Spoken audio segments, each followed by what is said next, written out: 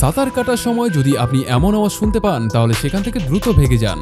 সর্বপ্রথম যখন সায়েন্টিস্টরা আর্থিক ওশানে রিসার্চ করছিল তখন তারা পানির ভিতরে অনেক আজব টাইপের সাউন্ড শুনতে পায়।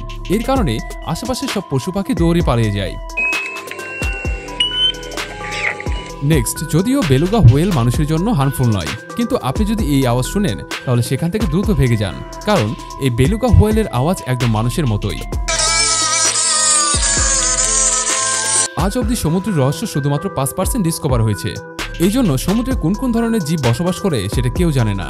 মারিয়ানা ট্রেঞ্চের নিচে বিজ্ঞানীরা এক ভয়ঙ্কর রহস্যময় আওয়াজ শুনতে পায়। বলা হয়ে থাকে এটা কোনো অচেনা জীবের আওয়াজ, যেটা কিনা মারিয়ানা ট্রেঞ্চের নিচে মজুদ রয়েছে।